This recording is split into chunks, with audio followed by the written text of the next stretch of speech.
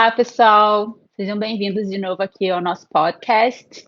Eu sou a Ariane, estou com a Malu e a Tati. E, primeiramente, a gente quer agradecer ao pessoal que assistiu o nosso vídeo, ouviu o podcast. A gente também está no Spotify. A gente não avisou da outra vez porque ainda estava tudo em andamento, né? Mas deu tudo certo. Muito obrigada a quem está participando também da leitura conjunta com a gente. Nós deixamos na descrição do vídeo anterior e vamos colocar nesse aqui também os links para os grupos de discussão no Telegram, que no momento estamos sem acesso, mas esperamos que normalize. E caso a gente migre para outro aplicativo, a gente avisa por aqui também ou nos nossos Instagrams. E sejam bem-vindos, espero que vocês tenham começado a leitura, que todo mundo já esteja com os livros. Como a gente anunciou e colocou o vídeo no ar depois da primeira meta, no vídeo de hoje a gente vai fazer um pequeno resumo do primeiro ato e do primeiro capítulo de cada um dos livros. Nós também vamos fazer sessões dos vídeos separadamente, para caso você só esteja acompanhando uma das leituras. E vamos dar mais informações sobre o nome do nosso canal, né? Um pouco, para quem não entendeu, não ficou muito claro no outro vídeo, porque a gente tinha tanta coisa para falar que acabou sendo muito rapidinho, né? Então, hoje eu vou falar agora um pouquinho como que foi. Algumas pessoas pediram para a Malu aí para explicar qual que era a origem do nosso nome. A gente explicou um pouquinho, mas aqui é nós, junto com os primos, fizemos uma leitura clandestina desse livro do Thomas Mann, Os Buddenbrook. E nesse livro tem as primas da família, que são aquelas primas que gostam de fofocar e comentam como é uma saga familiar, né? Sempre tem, toda família tem disso aí. Então não é nada fora, não é nada assim demais, mas a gente gostou do termo e acabou criando aquele grupo nosso de leitura clandestina, de leituras que a gente começou a fazer fora do clubinho, onde todos nós nos conhecemos. A gente acabou apelidando de primos e nós aqui também resolvemos fazer o canal com as leituras conjuntas, sendo as primas da Breitstraße, porque são as primas e são elas que são citadas aqui da família dos Buddenbrook. Elas também são citadas não só como primas no original, como em inglês também, mas eu creio que na versão traduzida aqui em português são praticamente sempre as primas, mas são as mulheres da Breitstraße, ou as primas, ou aquelas que sempre têm alguma opinião sobre alguma coisa, somos nós. Estamos aqui hoje para falar um pouquinho mais de novo sobre. Para quem se interessar, esse livro aqui, a gente também deixa depois o livro de novo linkado na descrição do vídeo. E eu só queria falar alguma coisinha para quem não leu nada de Thomas Mann ainda, ou para quem se interessa em ler. A Paloma, que é do Clubinho, que organiza lá as leituras do Clubinho, ela tem vários vídeos já sobre grande parte dos livros do Thomas Mann traduzidos pela Companhia das Letras aí no Brasil, nessa edição nova, bonitinha aí, que é facinho de amassar, mas é ótima para ler. E às vezes tem umas curiosidades sobre o Thomas Mann que eu particularmente também não sabia. Às vezes muitos leitores do Thomas Mann às vezes também não sabem que a mãe dele era brasileira. Existe até um livro, Terra Mátria, a família de Thomas Mann e o Brasil, que está aqui. A gente também vai deixar depois, não dá para ver direito por causa da luz, mas nós vamos deixar depois também o link na descrição aí do canal. E conta um pouquinho da história da mãe dele, da família no Brasil. A casa ainda existe lá em Paraty. E eu particularmente não posso falar nada ainda do livro, porque ainda não li, não fiz a leitura, mas em breve a gente pode conversar um pouquinho.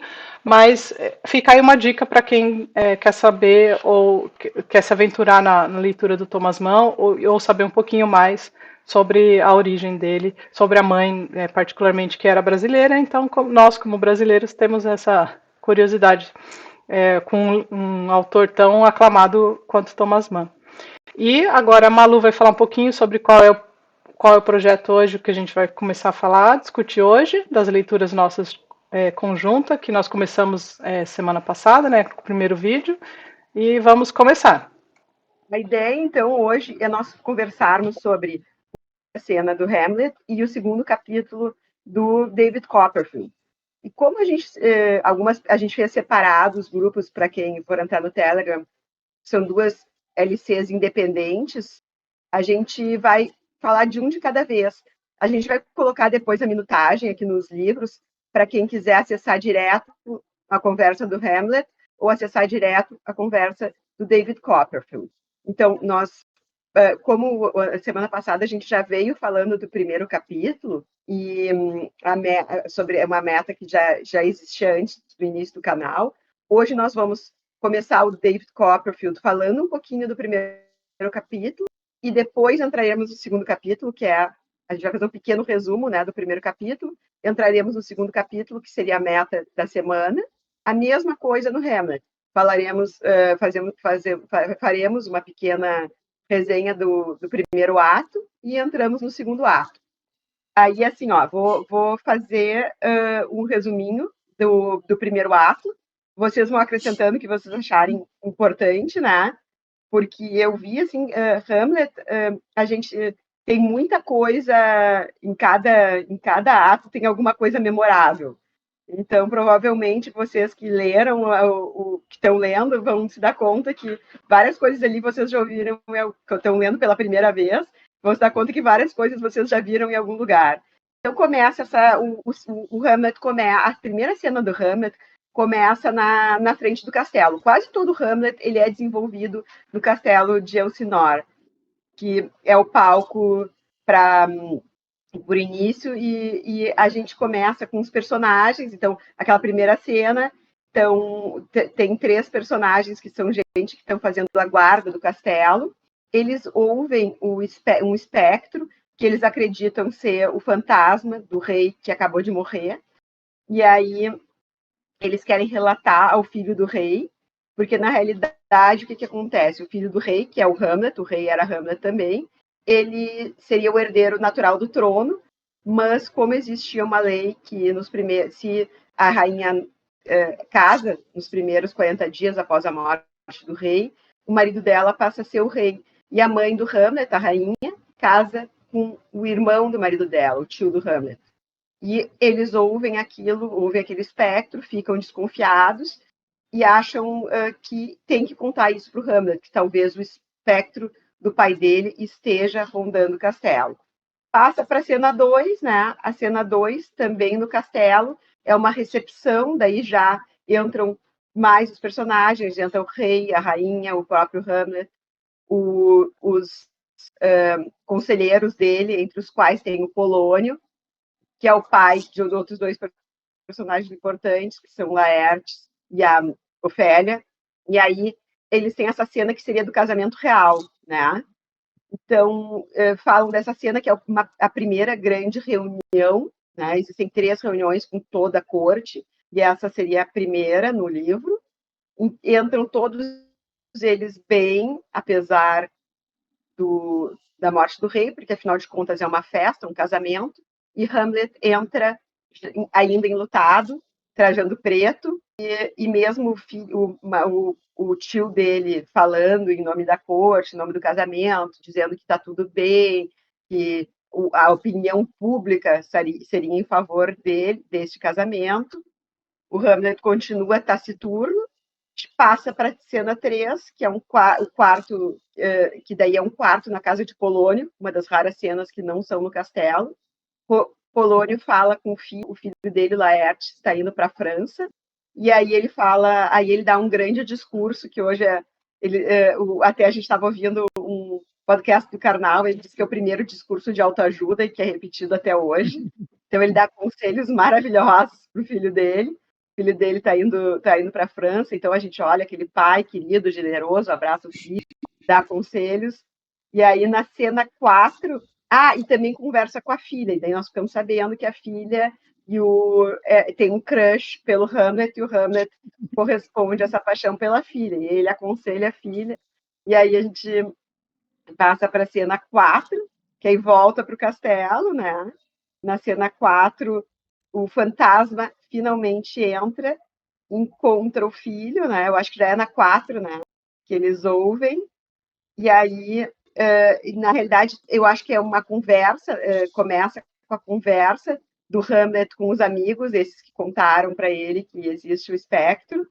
O Marcelo, que a frase que a Ariane falou no encontro passado, que ele é coadjuvante, fala aquela famosa frase, algo de podre no reino da Dinamarca, é no ato 1, na cena 4.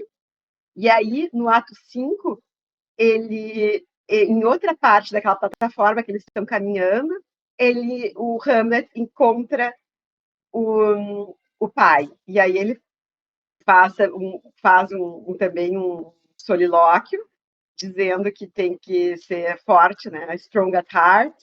E o pai seduz, incita, né, ele a se vingar desse tio, porque o pai conta para ele, né, que realmente a desconfiança dele é verdadeira. Ele não morreu de morte morrida, ele morreu de morte matada. E foi o tio que teria envenenado ele, teria colocado um chumbo, alguma coisa no ouvido dele, eu não sei, é um veneno, né? Eles chamam, né, gurias, herbárium, alguma coisa assim, mas seria um veneno que ele coloca no ouvido quando ele estava dormindo no jardim, e aí ele morreu. Então seria tudo um plano do tio para tomar o poder. E aí ele fala que ele morre e perde a coroa, e perde a esposa, e perde o reinado. E aí o Hamlet fica mais possesso ainda, e assim termina o ato 1. Eu atentei para uma coisa que eu ainda não tinha na primeira parte, até porque, para mim, né, acaba sendo a parte menos interessante, que não é essa trama, né, por enquanto, né, principal das relações entre eles, que eles casaram, o rei e a rainha, né, o tio Cláudio e a rainha casaram também sob o pretexto do ataque de Fortinbras, né? Então, ele usou isso para querer ser logo um rei forte, né? E eles estarem protegidos do possível combate. E outra coisa também nesse sentido, eu li sobre o Laertes, né, na edição do Amileto, do Rodrigo Lacerda, que o Polônio vai pedir ao rei para liberar o Laertes de ir para a França, né, estudar. E o Hamlet, príncipe que estava super triste, estudava na universidade na Alemanha, que ainda não existia na ocasião do livro, na ocasião da história, foi negado, né? O rei pediu para ele que ele ficasse lá junto com eles, e a rainha, né, corroborou. Então, com a leitura do segundo ato, a gente vai falar um pouco mais sobre isso, mas está sempre esse espelhamento de tramas, né? Deles dois, com os pais, e também do Fortinbras, né? Que também é um príncipe que o pai também morreu, acho que foi o rei Hamlet que matou o pai dele, né? Num combate. Os dois querem vingança, os dois estão criados pelo tio. Eu não sei realmente, porque é a minha primeira leitura, o que isso vai para frente, mas assim, tem sempre histórias paralelas espelhadas, né, no livro, até o momento, pelo que eu vi. E também achei legal que o rei Hamlet falou pro Hamlet, né, que ele quer vingança, mas que é para ele não fazer nada com a mãe dele, só com o tio. Isso que a Ariane falou é muito importante, porque a gente muitas pessoas chamam atenção para isso, que a gente faz uma leitura mais sobre a história de vingança do Hamlet, né? E a gente esquece de ver que é um livro que o Shakespeare teria escrito principalmente pela parte política. Então, essa trama do Fortinbras, as motivações do Fortinbras, é uma coisa legal de a gente conversar também, porque isso mostra a parte que seria tipo, a mais importante para o Shakespeare, que é essa briga política, porque agora depois a gente vai falar um pouquinho da segunda meta. Na segunda meta isso aparece mais, eles falam sobre essa guerra, né? Mas é interessante isso que a Arene falou sobre ele também ser filho de um rei, ele também ter a sua vingança pessoal dentro dessa questão de Estado, né? E até nessa edição que eu tô lendo, eles têm algumas notas. Uma nota é isso, quando ele fala algo de podre no reino da Dinamarca, eles usam a palavra state, que seria tanto o estado de como estão as coisas, e o estado se referindo mesmo ao reino, ao país, né? Essa questão política do Hamlet também é bem importante, é bem importante e alguns defendem que seria a parte mais importante. Então, vamos desenvolver mais isso. Outra coisa que eu achei legal dessa primeira parte, que a mãe diz para ele, né? Daí sobre a questão da vingança, coisa mais da parte psicológica da vingança. Ela diz: meu filho, não te prende no passado, vamos viver daqui para frente, né? Não fica na vingança, senão isso aí só tende a levar para o lado ruim, para a desgraça. Nós temos um país para reger, como querendo dizer que tudo aquilo que estava acontecendo também não era só. Ela não estava pensando só nela, ela estava pensando na paz de um país, e existe uma coisa daqui para frente, né? Não fica preso nas coisas ruins que aconteceram. Isso ela se referindo somente à morte do pai, não falando nem em assassinato, em nada, dizendo para ele uma coisa que é que eu considero muito válido, né? Isso aí a gente não pode ficar pensando no passado, preso no passado, né? Tem que viver o presente. Então, em que pese a Ofélia e a mãe, que é a Gertrude, serem personagens consideradas fracas entre todas as tragédias de Shakespeare, elas são consideradas as personagens, uma tragédia onde não tem grandes personagens femininos, ela aqui tem um papel de mãe, né, bem forte, se ele fosse ouvir a mãe, só que ninguém ouve a mãe, né, isso é impressionante. Verdade.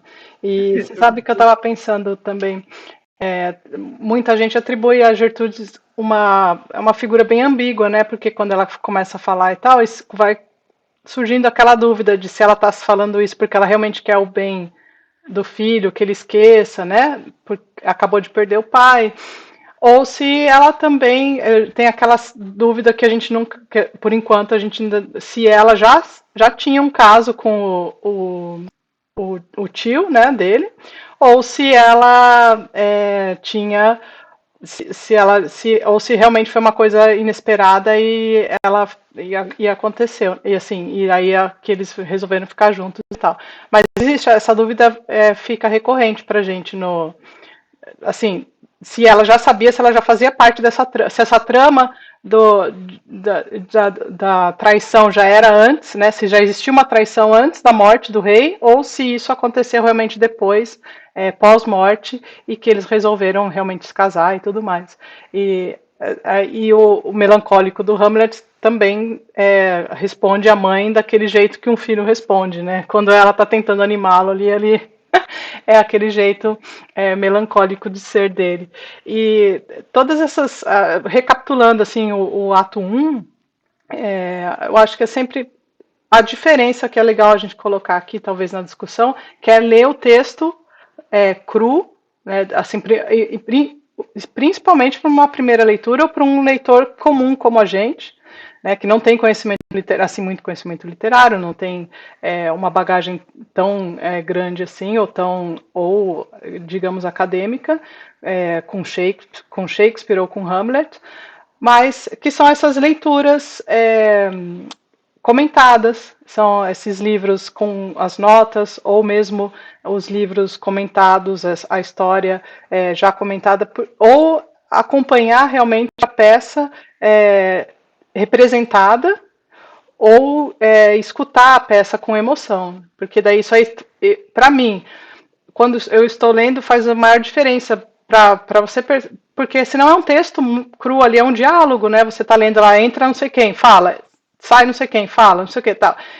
E fazendo essa leitura com os textos de apoio, faz muita diferença na compreensão das coisas. E realmente, aí agora eu começo a entender como que as pessoas tanto leem, a gente vê gente que já leu milhões de vezes a peça e refaz uma leitura para falar sobre, e cada vez tem uma percepção, pega alguma coisa que não pegou anteriormente, ou tem uma outra percepção sobre uma determinada cena, ou sobre alguma coisa que acontece, e isso aí faz uma diferença tremenda. E quando a gente está também lendo em conjunto, é aí que a troca vem, porque a gente comenta, consegue falar, ou assim, você viu aquilo, aqui nesse livro tal tem uma nota que explica, então a gente está vendo isso agora com o nosso segundo episódio, a gente viu que relendo algumas partes do primeiro, a gente já trouxe coisas novas para essa discussão, né? E aí acrescentando já para o segundo ato. E só já fazendo um parênteses, só porque a gente falou desses comentários, tem o livro também, teve um querido que comentou com a gente lá no primeiro episódio sobre o Karnal, que faz comentários sobre o livro, e tem o livro do Karnal, eu comecei a ler O que Aprendi com Hamlet também, né? E ele também vai comentando por atos, então não é a história, você não consegue ler Hamlet por esse livro, mas se você já leu, por exemplo, o ato 1, é mais fácil de acompanhar as reflexões que ele coloca no livro. Então, antes da gente passar para o 2, uma coisa que eu tinha falado no outro também, e percebi muito agora, continuando a leitura e fazendo a releitura do primeiro, pode ser uma coisa cultural e também pessoal, mas acho que o início mais difícil é isso, se tratar num formato diferente, né? Você só lê o diálogo, entra fulano, sai fulano, e vários personagens já começam, né, entrando no primeiro ato, acho que praticamente todos, né? Tem essa dificuldade inicial, mas para quem, né, persiste, logo depois já entra num ritmo, você tá ali, ainda mais, né, quem se entrega, né, imaginação, você tá ali assistindo a peça praticamente. Então, tem a dificuldade dessa forma de ler peça, que esses outros livros ajudam bastante, mas para quem estiver só lendo, eu acho assim, vai indo que você vai se ambientando, né? E uma outra coisa que você falou, Tati, você também, Malu, que me fez pensar na questão da interpretação da posição da rainha. Não sei se vocês assistem, né? Eu sou fã de The Crown. E eu lembrei muito da rainha lá, que ela sempre coloca a coroa à frente de todas as necessidades da família inteira, dos filhos dela própria, né? Então, assim, eu fiz essa leitura, né? Não pensei que ela estava com o tio antes. Pode ser que sim, pode ser que não. Acho que não sei se nós saberemos. Mas que a preocupação real era, né, da coroa em si, e não da mãe, né? E na transição de um ato para o outro, o que eu achei mais legal foi, né, quando o Hamlet vê o fantasma do rei e fala para os amigos, né? Eu fiquei nesse suspense, porque minha primeira leitura, que ele diz, pede segredo para eles e diz não, né, desafiarem ele se ele parecer estranho dali para frente. Aí ficou esse suspense de fim de primeiro ato.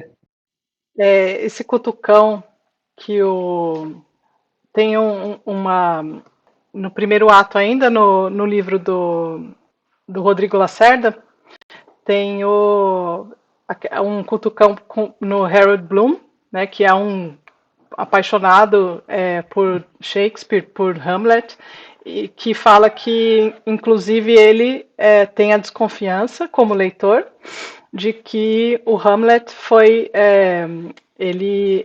que ele desconfiava ser filho do tio, que essa traição, que essa relação já com a mãe e o tio já era mais antiga, né? Porque ele faz essa relação, porque ele fica ali naquela dúvida ou naquela impasse do que fazer para se vingar, né? A vingança, porque ele não resolve, ele faz toda uma trama para a vingança, que a gente vai ver mais para frente, que o pai veio pedir, mas é uma trama assim muito pensada e tal. Ele não vai lá na raiva e fala assim, não, pega o tio e mata e fala, você traiu, você matou meu pai, ou anuncia isso a todos, né? Ele faz essa jogada e tal, porque o Bloom fala que isso aí era por conta da dúvida do Hamlet, de se o pai dele era realmente o pai ou se era o tio, né? Mas isso aí são cutucadas que o pessoal hoje em dia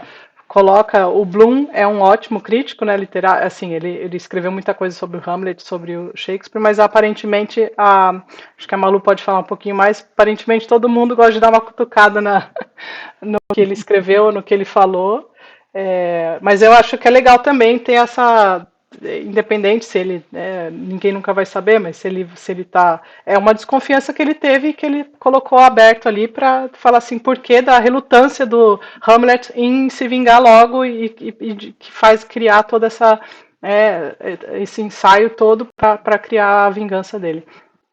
O Bloom era um apaixonado pela obra de Shakespeare e um grande estudioso da obra, assim, além de um grande crítico literário em geral. Assim. E ele dizia muito, as pessoas queriam ler Shakespeare por um psicanalítico, assim, freudiano, e ele dizia que tinha que ser o contrário, né? Que tinha que ler Freud por um viés shakespeariano, porque Shakespeare era muito superior. E com isso ele desagradou muita gente, e até hoje as pessoas, até porque estudar a obra do Bloom, assim, tem que ser uma coisa assim desde cedo, desde faculdade, porque é uma obra muito vasta.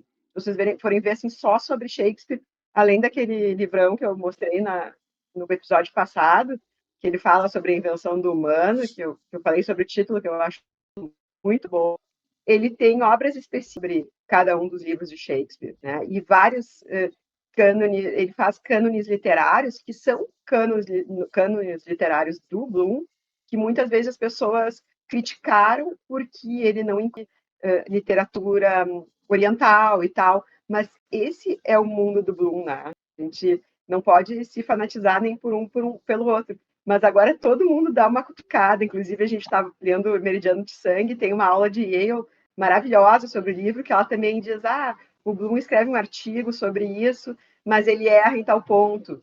E é legal, assim, de ver essas discussões, ainda mais nesse nível, né? O Bloom, que era um baita professor, e ela, que é uma baita de uma professora, xingando. E eu ainda, aqui a gente faz uma leitura mais de apaixonados por livros, sem academicismo. Então, para nós é até divertido ver essas pequenas rusgas, né? A gente não, eu não estou aqui para criticar nenhum nem outro, estou aqui para tentar entender um pouquinho, né, do que eles estão dizendo. E eu acho interessante o Bloom, porque ele vai fundo na questão, ele pega tanto essa parte de que existe uma rainha que, como a Mariane falou, que ela, de repente, ela não fez uma traição premeditada, não é uma coisa pessoal, ela está vendo que existe um reinado ali, e ele está, um reinado que está numa situação frágil, existe essa guerra, não está na hora de eles ficarem estáveis, então morre o marido, que era um rei muito forte, né, pelo que eles falam, claro que o Hamlet tem essa ideia que o pai dele era o Hércules, né, e que tem uma hora que ele fala que ele é o Hércules e foi trocado por uma besta, mas ele não se dá conta que será que ele, Hamlet, ele, com a faculdade que ele fez, ele estaria preparado para assumir um estado, né, e ainda mais que ele é um cara, assim, filosófico, questionador, mas as questões que o Hamlet traz são questões filosóficas pessoais. Ele não chega na questão de Estado, sabe? A gente não vê ele falando até agora sobre, pô, meu reino tá frágil, tem uma guerra acontecendo, o pessoal tá querendo invadir, né? O que eu posso fazer para evitar isso? Ele tá nessa coisa do tio que será que a traição do tio e da mãe foi premeditada ou não foi premeditada? Aí, como Ele falou está a Ariane na, muito bem, ele tá na pessoa física. ele está na pessoa física, exatamente, não está no, que é outra coisa, claro, super bem, foi que isso, assim, que eu acho que também o Lacerda traz isso no livro dele, né? Aliás, esse livro do Lacerda achei excelente, assim, para começar a ler Hamlet, para jovens, como ele fala, para jovens curiosos e adultos. Como é que é o título? Assim, Preguiçosos. Essa parte eu não gostei.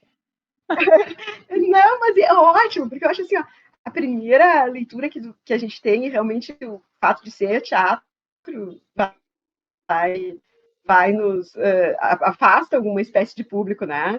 Coisa, nunca li uma peça e tal.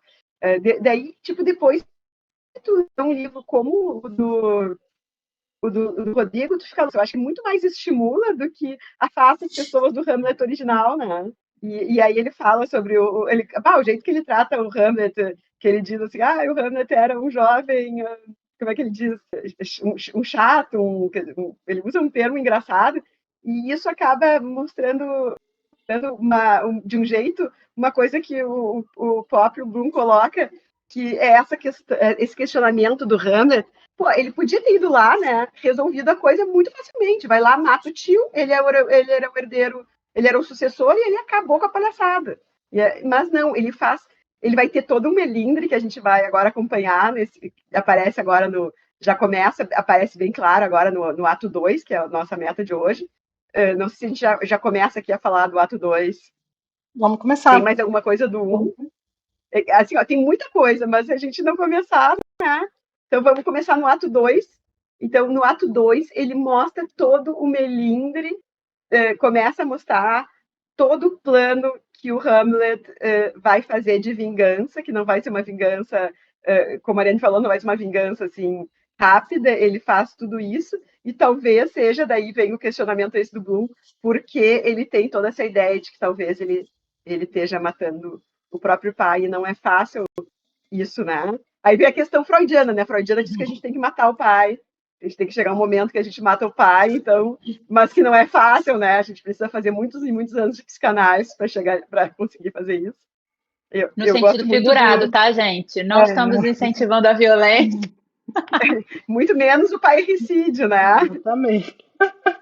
E a minha linha de psicanálise é a linha da Minha Mãe é uma Peça, que ela dizia, para que matar, né? Para que eu mandei a minha filha no psiquiatra para ela querer matar a mãe? Não tem que matar a mãe. Mas vamos seguir, então, no capítulo 2. Alguém quer falar sobre a primeira cena do ato 2? Falar. O ato 2 já é diferente, né? Na divisão, a gente só tem 3 cenas, né? É só 2 cenas, eu acho. Duas cenas, é. Uhum. E na primeira cena começa também de novo, né? Fora do castelo, mas ao mesmo tempo, logo depois eles estão no castelo. Então, eu acho até que, minha opinião, é uma questão de cenário, né? Eles só tinham um cenário ali no palco, não dava para fazer muita coisa. Então, entra um, sai outro ali naquele mesmo contexto. E o Polônio chama é Reinaldo, o nome dele, acho, né? Para enviá-lo para espiar o filho dele, lá na França. Então, ele quer que ele vá lá saber o que o filho dele anda aprontando, se ele tá na bebedeira, se ele tá na... o que ele tá fazendo do tempo dele. E aí começa um dos diálogos de Polônio também. Não tem grande importância, né? A Manu pode falar um pouco disso depois, mas acho que serve mais para a gente entender como era o Polônio, né? Então ele se enrola nas palavras, se embanana todo, perde o que ele estava falando no diálogo, e isso eu imaginei assistindo, deveria ser super cômico, né? Onde eu estava mesmo? O que eu falei? E o cara corrigindo e, né, devolvendo a palavra para ele. E aí ele instrui tudo que o cara tem que fazer, palavra por palavra, o que ele tem que falar, com quem, para dar a entender, para ganhar a confiança de alguém do local e obter informações do filho, né? E logo em seguida o Reinaldo sai e entra a Ofélia, filha do Polônio, falando para ele que encontrou Hamlet, que ele foi lá e contando para ele que ele estava muito esquisito e que ela achava que era porque, conforme as instruções do pai, né, a gente acho que acabou falando no capítulo 1, no ato 1, né, o pai, foi no ato 1, né, que o pai e o irmão aconselham a Ofélia a se afastar de Hamlet porque ele era da família real e esse relacionamento não ia dar certo, digamos assim, e ela ia ficar com a reputação manchada. Então o pai orienta que a Ofélia não fale com ele, dê um gelinho do crush. Ela obedece e aí depois ele reaparece completamente fora de si, desesperado, sob o ponto de vista deles dois. Ou o pai quer que ela pense que é isso, mas acredito que ele também acreditou, era sofrendo de paixonite. Alguém quer falar outra cena? Eu só queria complementar nessa mesma cena, o final, né, do ato 1, que a gente realmente não falou, que o Laertes conversa com a filha, né, e orienta a não ter assim, não manter essa relação que ela já tinha com o Hamlet, até porque, mas é engraçado que daí a gente também já começa a ver a ambiguidade do Polônio na fala dele, porque ele tem um certo medo, é claro, com a filha, porque fala, né, depois ele tá só ali com você, mas depois não vai querer saber mais nada, porque afinal de contas ele é o príncipe, então o que ele vai querer com você, a não ser, né, ter lá uma diversão e pronto, mas ele não descarta, ele não descarta a possibilidade de obter uma vantagem em a filha vir a se casar um dia com um príncipe que pode vir a ser o rei, né? Então, depois disso aí para frente, a gente vê que começa a ver um pouquinho da ambiguidade.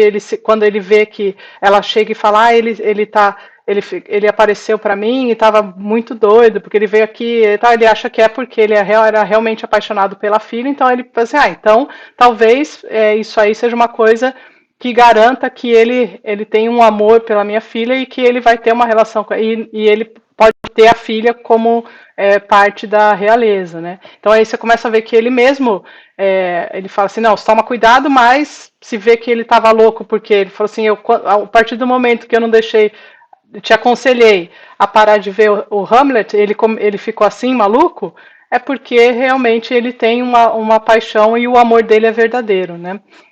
Então aí ele sai correndo e acho que é aí que ele fala para ela, então vamos contar para o rei o que está acontecendo, porque daí ele acha que também ele vai ter uma grande vantagem em contar para o rei e para a rainha que o Hamlet está realmente sofrendo, e ele sabe a causa do sofrimento de tanta melancolia e já uma loucura visível, porque pelo que ela relata, quando ela conta para o pai, ele realmente já não estava batendo muito bem quando foi conversar com ela, e era daí que a gente vai ver que era realmente já parte do plano que ele estava colocando em prática, o plano dele, que aí a gente fica sabendo qual é o plano no segundo ato, já no segundo ato, aí a gente já sabe, ele descreve um pouco mais como que vai ser, que ele quer colocar em prática esse plano, e a Malu pode falar um pouquinho como que vai ser esse plano. O Polônio mostra essa primeira cena do segundo ato. O Polônio mostra, a gente vê mais quem começa a ficar mais íntimo do Polônio, porque a gente vê mais quem ele é. Ele deu aquele fez aquele discurso lindão, mas ele não confia no filho. Ele mandou um cara lá para espionar o filho, e ainda de uma forma trifeia, assim, porque ele diz para o cara tentar obter informações dizendo que o filho assim, falando mal do filho para as pessoas falarem mal do filho para ele saber o que ele está fazendo de errado de verdade. Bom, fora isso, tem essa questão da Ofélia, que ele também. E Hamlet, isso aí as gurias não falaram, porque elas são muito pudicas, tá? Mas Hamlet é bem pornográfico. Ele fala com todas as palavras, assim, que não é para ela ter relações com o cara, tanto o Laertes, o irmão, quanto o Polônio, o pai, dizem para Ofélia, com todas as palavras, que ela não tenha relações, que ela segure de ter relações, porque eles não querem, porque senão ela vai se queimar, né? E não vai conseguir ter uma coisa séria com Hamlet. Então, que ela se guarde, e daí fazem vários trocadilhos que são um pouco cômicos, um pouco pornográficos, assim, e que tá tudo no texto, e vocês vão ter que ler para ver, porque a gente não vai ficar falando aqui.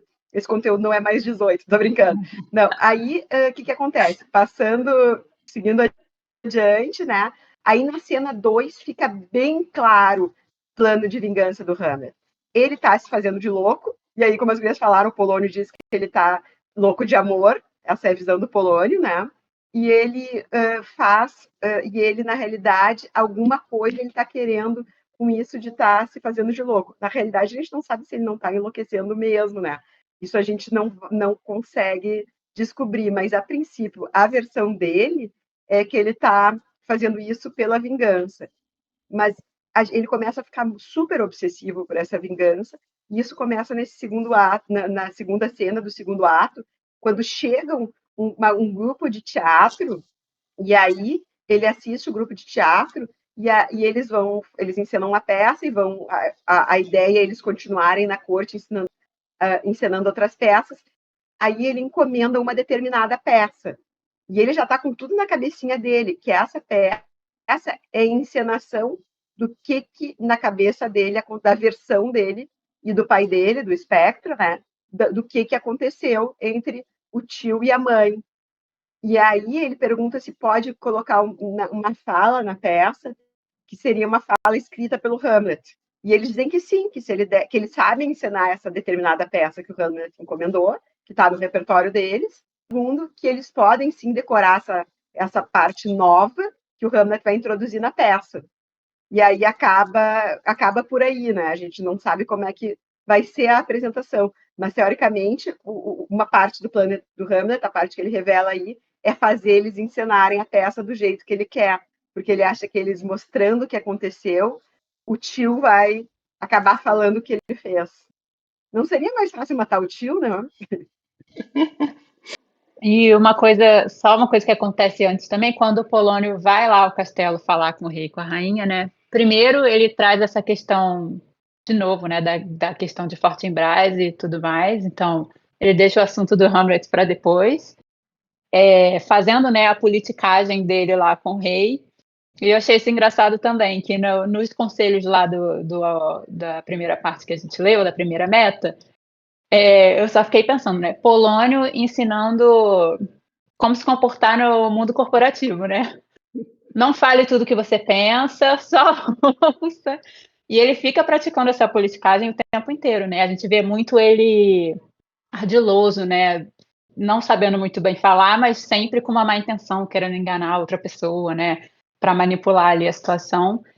E aí o rei e a rainha, de novo, na questão do espelhamento, mandam dois amigos irem lá ver o que está acontecendo com o príncipe Hamlet, né? Por que ele está agindo estranho, por que está acontecendo. Que foi a mesma coisa que o Polônio fez com o Laertes. Então, né, os dois mandando espionar os filhos, super confiança, como a Malu disse. E aí, nessa hora que os amigos vão visitá-lo, né, não conseguem enganá-lo, Hamlet entende que eles estão lá para ver o que está acontecendo, né? E aí ele usa, né, dessa peça que tá, desses atores que estão lá para dar o recado dele. E aí entra a questão da amizade, né? Que aí, o mais legal é que a gente vê, agora a gente está no segundo ato e vê como que constrói tantas situações, né, em torno ali do Hamlet e você vê, não é muita coisa que foi escrita, né? Até então, tudo que a gente já leu e já construiu, você vê que cada hora a gente lembra de alguma coisa. Ah, tem isso, ah, tem aquilo. Então, tudo isso aí a gente vê um pouquinho da genialidade da peça. Né? Como que ele consegue construir através de diálogos entre os personagens ali, todo esse envolvimento de cenas e de relações, de pai com o filho, de pai com a filha, o Polônio com seus filhos, do rei e a rainha, enquanto corte ali com o príncipe, das amizades, que o Hamlet tem amizade com esses dois personagens que entram realmente e vão lá e falam assim, não, então tá bom, o rei pediu que vocês observem o filho porque ele está agindo estranhamente. Em poucas linhas, em pouca coisa, ele consegue construir um mundo, né, um microcosmos ali, de tanta coisa está acontecendo paralelamente. E chegando aí, né, no final, quando ele está tramando lá o que ele pretende fazer na peça, que ele fala, não, vou colocar aqui umas... O que ele quer a encenação, a cena que ele quer mostrar realmente nessa peça aí que vai ser apresentada na corte, que seja uma cena que seja semelhante com a morte do pai, como traição, né? O tio como traição, matando. Então ele quer que o tio, ao ver aquilo, tenha emoções que demonstrem que ele é o culpado pela morte do Hamlet rei. Então aí a trama dele ali na cabeça dele tá que ele falou assim, é impossível que se ele realmente for o responsável e se ele realmente matou o meu pai, ele não tenha emoções ou ele não consiga ele vai ter que ter ali na frente de todos aquela representação do que ele sente, porque é impossível na cabeça do Hamlet que o tio não tenha vendo aquilo, ele não tenha nenhuma reação, né? Se realmente foi ele que fez isso. Então, isso aí a gente já termina esse ato, já assim, querendo saber como que vai ser para frente, como que vai ser essa cena, porque realmente dá vontade mesmo de falar assim, não, agora a gente quer saber como que vai continuar, né? É aquela curiosidade. E na última frase ele já deixa, né, há tantos séculos, aquele cliffhanger, assim, que fica... Eu prometo que eu não continuei, mas eu queria muito pegar dali. E a Tati falou, né, a gente sempre lembra uma coisinha. Tem uma fala ou duas quando a rainha e o rei estão conversando com o Polônio, que mais uma vez, né, vamos exaltar aqui as poucas personagens femininas, né, a gente fica espremendo o que acontece com elas para extrair alguma coisa.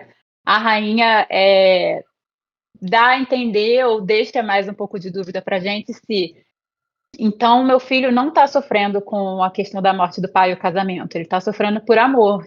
Assim, como mãe, estou liberada. Ou não, ou ela realmente não está entendendo e quer saber mais. E uma outra coisa dessa cena 2, quando o Hamlet vai conversar com o Polônio, né? Então o Polônio sai lá e ele pede para o rei e para a rainha, deixa que eu converse com o Hamlet, né? E eles aceitam, não sei porquê, mas eles aceitam. Não, saiam vocês aqui de cena que eu que vou conversar com ele. E aí, sobre a forma, né? Atentei isso graças ao Rodrigo Lacerda, que seguirei exaltando até o final da leitura, que ele fala, né? Se vocês repararem, nessa hora a peça troca de poesia, né, para prosa. Então eles começam aquele diálogo super engraçados, o Hamlet está alfinetando, xingando de burro e tudo mais, e muda a estrutura. E aí o Rodrigo Lacerda comenta que antigamente é ao contrário do que é hoje. Então a poesia, pela sua métrica, sua forma estruturada, era o formato de texto que se usava para falar coisas racionais. E hoje é o contrário, né? A prosa é onde a gente desenvolve raciocínios, né?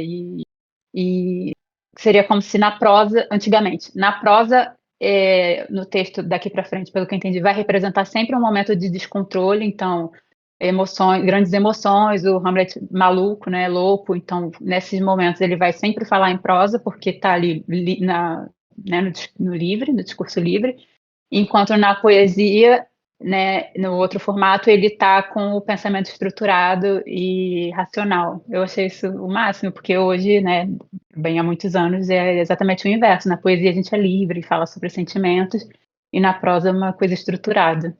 Então a gente termina, eu acho, esse ato 2, né? Com esse cliffhanger.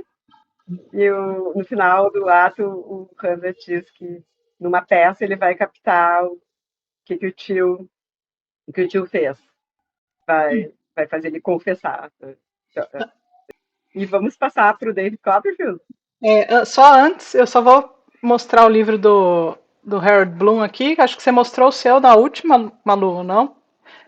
A gente deixa também depois a descrição. Esse aqui é How to Read and Why. Também tem comentários sobre o Hamlet aqui nesse livro. Então também vamos deixar depois um link lá para quem quiser ver e saber mais sobre o livro. A gente também deixa lá. Eu acho que foi um livro que a gente não comentou no primeiro. Mas então vamos agora encerrando. E esse livro, só para acrescentar, que a Tati mostrou, ela me mandou um dos artigos, e é super bom, porque tem vários livros legais, importantes, tem a descrição ali. Esse eu não tenho, mas eu já fiquei louca para comprar.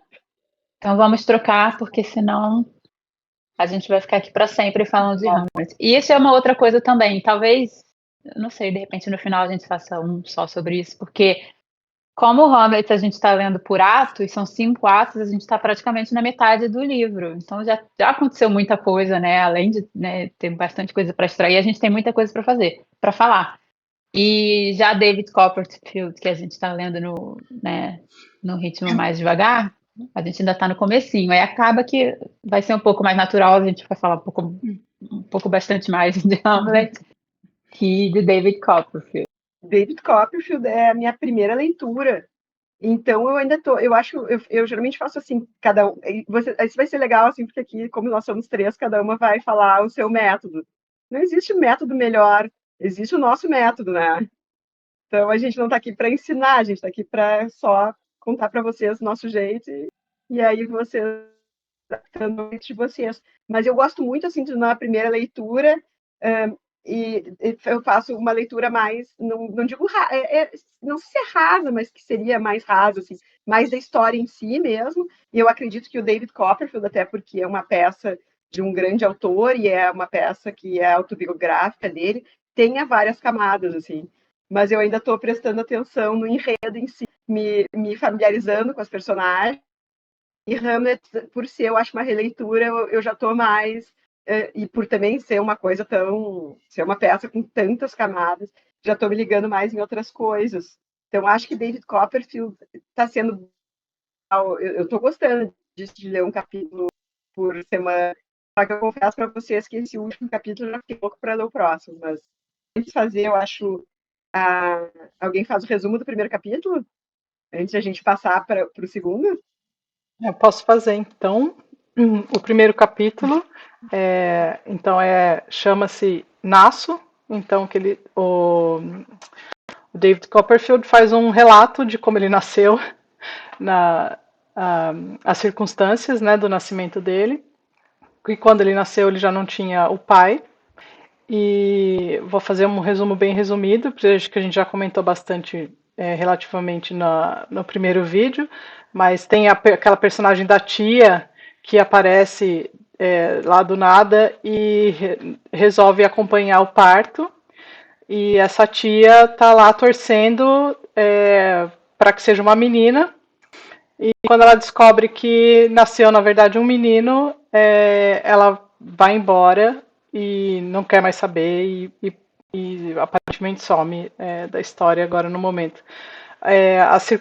O legal do primeiro capítulo é que ele fala várias coisas de quando ele nasceu, são várias coisas de quando ele nasceu, como ele nasceu, as circunstâncias e tal, e vai atrelando isso daí a acontecimentos, a coisas que podem acontecer e tal, mas assim, a história em si, esse pedaço é a parte que ele nasce, e depois a gente vai pro capítulo 2, que é Observo, né? Agora não sei se a Nani quer falar mais alguma coisa do 1, ou se...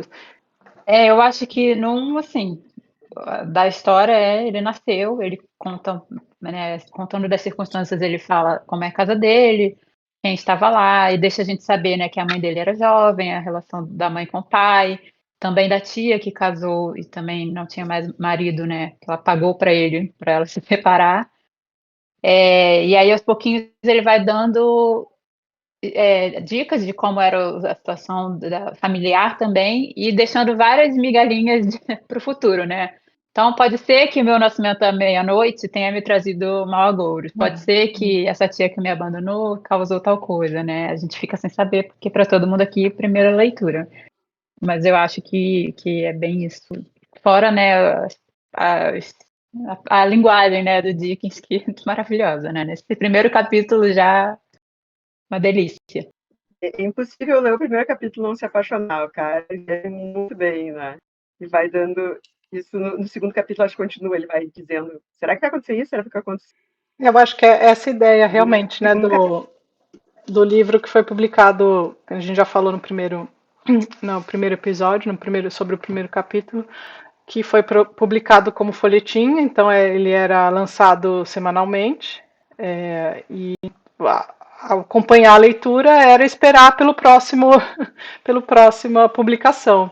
Então, esse negócio de cativar, falar assim, não, deixar aquela sensação de quero mais e tal, era essencial para que as pessoas continuassem acompanhando a história, né? Então, já no primeiro momento, o contato com a linguagem, o contato com a história da maneira que vai sendo contada, já dá vontade de você continuar lendo. Então, às vezes é até difícil nesse ritmo que a gente está lendo, quem está acostumado a ler, né, mais assim, já aquela vontade de pular já para o próximo e continuar. Mas aí que é essa nossa ideia aqui, de fazer essa leitura realmente devagar e dar oportunidade para quem quer acompanhar com a gente também, não tem muito tempo para ler e tudo, fazer essa leitura bem lenta, que não toma muito tempo, pelos capítulos não serem tão grandes. Então, é isso aí que é legal dessa ideia, a nossa ideia de fazer essa leitura conjunta como foi publicado inicialmente em folhetins. Aí a Malu fala um pouquinho agora, então, do segundo capítulo. No segundo capítulo, também ele faz essas promessas, vai fazendo essas promessas de vai acontecer isso. E o legal também do Dickens, e isso que faz ele ser tão fantástico e torna os grandes autores, é que eles fazem isso, mas sem aquela sensação de encher linguiça, né? Não, a gente vê que o cara não está enrolando para aumentar a história, tudo ali te acrescenta, e fora que ele escreve de uma forma divertida, assim. Esse segundo capítulo, até brinquei hoje, quando eu terminei ele, eu fiquei louca para continuar, né? Porque a minha dúvida me deu vontade de chorar, sabe, no final. Só que eu disse, eu não vou chorar porque esse cara é cômico, ele tá aprontando alguma, sabe? Pra cima de mim. Mas vamos falar do início, né? Vamos começar pelo início, não pelo fim do capítulo. O capítulo se chama Observo. E aí ele fala que as crianças têm esse dom de observar as coisas com precisão, assim, com mais precisão, que o que faz, e eu achei tão legal que ele fala assim, que o que torna ele, e ele acha que ele é uma dessas pessoas, que torna as pessoas joviais, elas nunca perderem isso, ter observar as coisas com mais precisão, e que ele se considera uma pessoa assim, que ele se considera uma pessoa jovial, porque ele nunca perdeu essa questão. Ele vai escrevendo, né? Vai escrevendo a casa dele, que era um idílico, assim, ele já tinha falecido, então tinha a mãe e a empregada, e ele tinha um relacionamento com as duas, ele era meio que o ser do universo, e era tudo maravilhoso. Ele acha a mãe linda, ele acha a empregada linda, ele vai descrevendo um pouco cada uma na sua beleza e tal, e vai descreve o jardim da casa, ele descreve o jardim, descreve corredores, descreve as salas. Aí o jardim ele conta que tinha um canil que não tinha cão, aí ele faz umas coisas engraçadas assim. Mas em compensação era um santuário de borboletas. Aí pombas, né? Mas em compensação de galinhas, eu acho que ele vê aquilo como criança, aquelas galinhas enormes que ameaçavam, assim, que ele ficava com um pouco de medo e tal. E aí ele vai descrevendo a casa, que era maravilhosa, e a vida dele tão maravilhosa. Só que aí acabou o verão. Aí continua para o momento que chega um pretendente da mãe dele. E aí o mundo dele acaba. Alguém fala sobre a chegada desse Morel. Vou comentar um pouquinho desse início, antes da gente ficar, né, falar do caminho todo. Achei genial esse início que ele fala, né, sobre lembrar da infância, né, porque é muito difícil você lembrar tudo, assim, de quando você era tão pequeno, né, eu acho que nessa época ele deveria ter uns 5 anos, assim, chutando pelo que ele fala e observa as coisas que ele fala, né, conversando com a Peggotty, e é legal porque a gente vê que é a visão de uma criança, né, não são as palavras de uma criança, afinal ele está narrando isso depois, mas as pequenas coisas que ele fala, né? Eu marquei aqui, quando ele fala que o dedo calejado da Peggotty era áspero como um raladorzinho de noz moscada, assim. Essas nuances que ele dá, assim, quem não conseguiu já começar a imaginar as coisas no início, nesse segundo capítulo aparece tudo, assim, muito claramente, né? Porque ele fica fornecendo imagens o tempo todo. E duas partes que me marcaram, assim, dessa visão da criança, né? Quando ele diz que, como a empregada era gordinha, e ela abraçava ele, dá uma sensação de ser tão forte que os botões dela estouravam e voavam. Eu achei isso, assim, fofo e infantil, mas ao mesmo tempo, essa questão da gente visualizar bem, né? E ter uma noção da intensidade do sentimento, né? E o outro momento hilário, quando eles vão à igreja, né? Que ele fica. Se eu não olho pro pároco, a Peggotty briga comigo, que eu não estou prestando atenção. Mas se eu olhar muito, eu fico com vontade de rir. E se eu olho para o lado, tem uma criança fazendo careta. E você vê assim, né? Não é fluxo de pensamento, mas a gente está dentro da cabeça dele de uma criança que não consegue ficar sentada na igreja, parada, concentrada durante a missa. E tentando se controlar, né, para não rir, e no final ele acaba dormindo e cai do banco, né, e faz um barulhão e é carregado embora.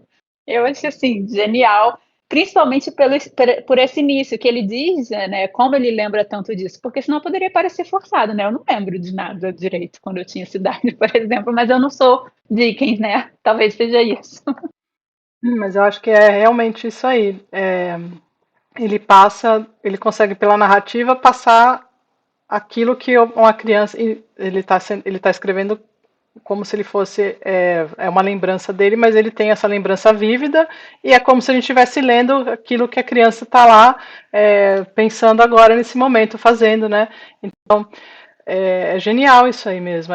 Os botões também me marcaram. Também peguei essa. Até porque depois no final do capítulo tem a questão dos botões, né? Mas também acho. Ele fala dos mosquitos que prefeririam, por ela ser bem meio gordinha, né? E que talvez os mosquitos preferissem morder ela do que uma maçã, né? Faz Sim. umas relações assim que a gente, como adulto, hoje pensando, fala assim, isso realmente vem de uma visão infantil das coisas, mas é muito bonitinho, assim, durante na leitura, perceber, ter essa percepção dessas coisas. E Em contrapartida, tem os pensamentos adultos aqui, né? Eu marquei no. Aliás, na edição da Zahar já temos uma primeira ilustração belíssima. E aí ele fala nessa hora da missa, né?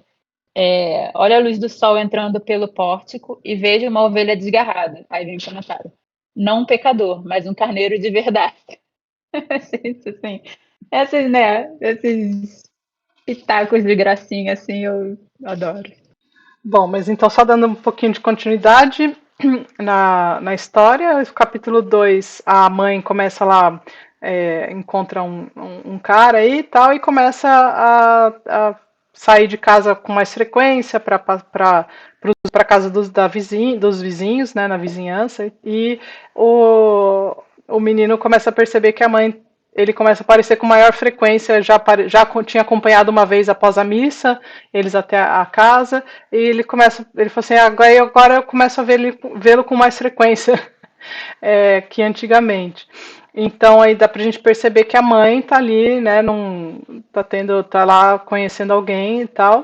E a observação dele enquanto criança é que aliás, o primeiro encontro com ele não gosta, né? E ele até age mal educadamente com ele, e a mãe o repreende, mas é aquela coisa de criança mesmo, né? E é aquele ciúmes que ele tá ali representando, tá lá falando, apresentando, falando que não gostou daquela figura. Conforme ele vai se tornando mais frequente, né, as aparições e tal, ele começa a aceitar um pouco mais, mas você vê que fica ali, tem sempre aquele ranço, né, contra, contra ele. Eu acho que ele não quer dividir a mãe, né? Então, nesse É, momento, ele ainda é pequeno, tudo que ele tem é a mãe e a empregada, ele ama as duas igualmente, ele vê as duas como lindas. E eu acho que o Dickens usa muito bem a figura aqui da criança, né? Porque ele é criança, ele é inocente, a gente vê, né, o vizinho, né? Murdstone. Stone, né? Leva ele para um passeio com os caras, né? E ele é enganado lá, né? Eles começam a falar dele usando um outro nome, que é até um trocadilho. E ele não entende, porque ele é criança, né? Se ele entendesse, seria muito estranho. Achei também curioso essa parte que eles falam, né? Me serviu um pouco de vinho acompanhado de biscoito. Lembrei de uma outra leitura que a gente fez da nossa amiga Ellen, Ellen de Whitehall Hall, que, né, teve um pessoal criticando, mas nessa época era super normal, né? Criança tomar vinho. E ele sendo, né, assim, enganado, o cara tentando conquistar ele, mas ele está enganado assim, né, como criança, estão falando dele e falam que a mãe dele é bonita, mas essa parte ele capta, né, uma viuvinha bonitinha, né, alguma coisa assim. Sim. Então, é um pouco da inocência e esperteza, porque depois ele relata isso para a mãe fica toda contente, ele diz que sabe que a mãe gosta de ser, né, elogiada, de se sentir bonita, ele percebe isso nela, e ele também, né, enquanto a mãe está fora e ele está lá com a Peggotty, ele fica, não na maldade, ele diz, né, tô tentando me manter acordado para não dormir e ver minha mãe chegar de volta. Ele puxa a conversa com ela, né, sobre casamento, se ela já foi casada, se é certo ou errado casar de novo, de crítico reflexo da época aqui. E a gente vê também um pouco do que a Peggotty acha disso, né? Porque aí a mãe chega e ela não vai confrontar, né? Porque ela trabalha para ela, mas ela um pouco bate de frente, né? Se isso é certo ou errado, se vai se relacionar com outro cara. O senhor Copperfield, o pai, né? Não iria gostar muito desse tipo de cara. A gente ainda não sabe, né? Se ele é um cara bom querendo se passar por esperto ou porque ela acha isso, se é só porque vai casar de novo. E aí a mãe bate um pouco de frente, né? Ela, né, bem pouco, né? Um pouco dramática também, porque ela é jovem, ela era muito jovem, né? Como assim? Eu sofro muito, os meus funcionários, né, ficam aqui querendo dizer o que eu tenho que fazer ou não da minha vida e tal. Mas assim, acho que pareceu bem pouquinho isso, né? Ficou claro, mas não desenvolveu muito além. Acho que ela inclusive fala que ela precisa ter alguém, né, de algum suporte, porque ela não tem ninguém, então ela chega, acho que comentar isso aí também com ela, com a empregada, né, falando, tentando justificar por que ela tá vendo, tá saindo com ele e tal, mas aí isso aí eu acho que a gente, são aquelas sementinhas que vão sendo colocadas ali no capítulo para deixar a gente com aquela vontade de saber mais, porque até então não sei vocês, mas eu tenho uma impressão de que o cara não é uma boa pessoa, assim, né? Até por pegar o menino, levar lá e conversar com aqueles outros dois que estão e eles ficarem tirando sarro do menino e tal. O tipo de comentário que fazem sobre a viuvinha bonitona, alguma coisa assim, né? Não lembro agora o termo exato no livro. Mas você vê que ali parece que a intenção não é muito. É, assim, ele pode até, a gente não sabe ainda se ele gosta dela ou não, mas não é muito gentil da parte dele ter esse tipo de comportamento com o filho dela, né? E a própria também sensação que ele já teve enquanto criança, né? Quando fala assim, a criança tem ou enxerga coisas que os outros ainda não. Então ele já coloca que o sentimento que ele teve pelo rapaz também já não uma coisa boa, porque ao primeiro momento dele ele já não gostou dele, ele fala e deixa claro isso, né? Que ao primeiro momento ele já não gostou. Então, mas acaba que então no final do capítulo a empregada Peggot, né? Ela faz uma oferta para a mãe de levar o David Copperfield para passar umas férias, um tempo, né, na casa de um familiar dela. Aí vocês me corrijam depois, porque eu não lembro se era o irmão dela, o primo. E, e conversa com ela e ela aceita. E aí é aquela cena que a Malu quase começou a chorar. Pode comentar um pouco por quê? É que assim, ele. Primeiro que quando chega, né, quando a casa começa a ser frequentada por esse cara, né, ele já, o mundo dele já não tão feito quanto no início do capítulo que ele diz, né, a empregada também não vai com a cara do cara, né, e aí a empregada diz para ele, para ele estar 15 dias com ela, eu acho que é na casa dela, um sobrinho que tá o Han, H, mas que ela chama de An, e daí eu não sei se tem nota de rapel, se ele mesmo explica no texto que em alguns lugares eles usam o H aspirado, em outros não. Enfim, ele vai conhecer esse menino que vai ser, ele não conhece, eu acho ainda, que é o sobrinho dela, que vai estar nessa casa onde eles iriam passar 15 dias, e aí ele fica, tá, mas a gente vai ter que dizer para minha mãe, né? E aí ela, não, já tá tudo, parece que já tava tudo, ela já tinha feito todos os arranjos com a mãe dele, porque a mãe dele, segundo ela conta, a mãe dele vai passar 15 dias com uma tia, uma vizinha fulaninha de tal, então para ela é indiferente. Só que ele diz que ele está deixando a casa ali, daí ele sai para ir para passar fora esses 15 dias, e ele diz que aquela casa, ele nunca mais vai encontrar aquela casa. Então a gente não fica sabendo se ele nunca mais vai encontrar a casa daquele jeito, ou se ele nunca mais vai voltar para casa, né? A gente já fica assim, será que agora ele vai ser separado da mãe para sempre, assim, pelo menos na minha cabeça, assim, tá a coisa tá ambígua, né? Não sei ainda ou se é a casa que não vai existir mais, se é ele que não vai ver mais a mãe, mas a despedida dele com a mãe é cheia de beijos e abraços e ai, me deu uma coisa assim, deu, ai, não vai dizer que esse cara vai ficar órfão agora de mãe, né? Que não vou chorar. Vamos saber quem faz coisas bem engraçadas, contando alguma, não vai ser tão ruim assim. Mas aí ficou isso, cenas dos próximos capítulos, né? É que ele fala, né? E ansioso eu estava para deixar meu lar feliz. Aí o comentário, né? E pensar que nem desconfiava que o deixaria para sempre. Eu, nesse momento, achei que ele não ia mais retornar a casa, mas não pensei, não vai mais ver a mãe, né? O que vai acontecer? O que eu imaginei, também não está claro.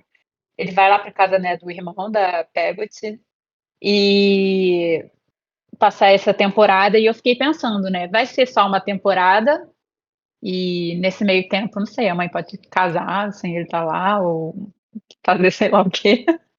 Porque era um tempo determinado, né? Ou é mentira, não é um tempo determinado e ele vai ficar para sempre. Também fiquei, mas não tem nada assim pra gente. Só que foi uma despedida muito carinhosa e aí o fim que é muito lindo.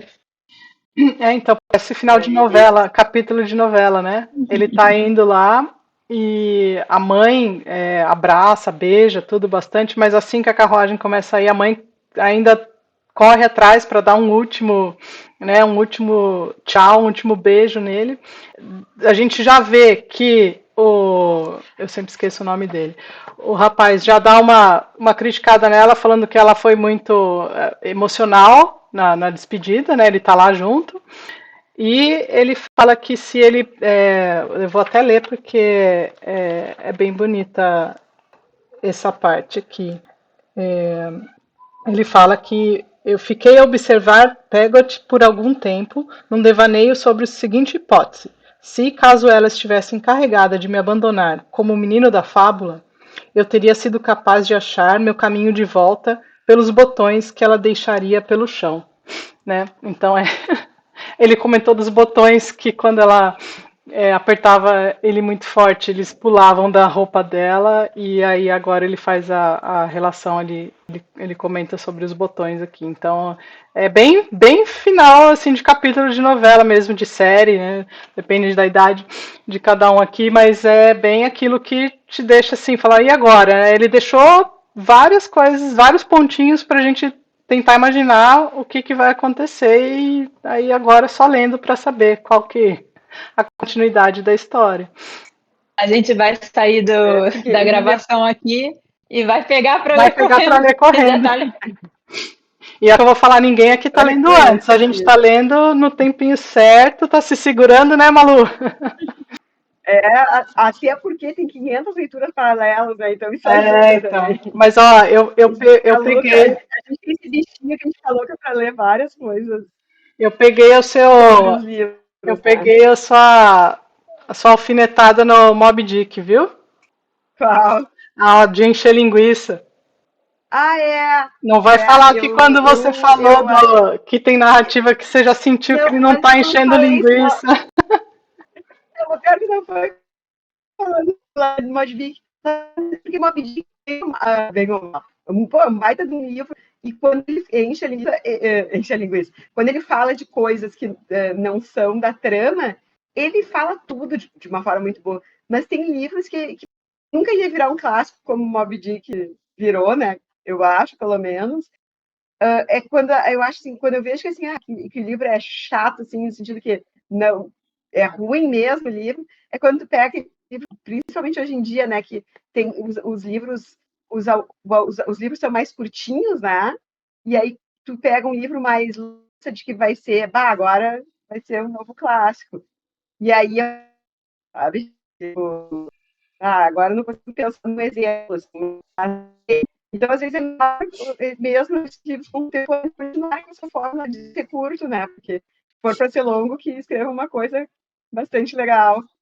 Me lembrei, 4321 do Paulo Baita, de um escritor artes ali, que vai ser tão bom.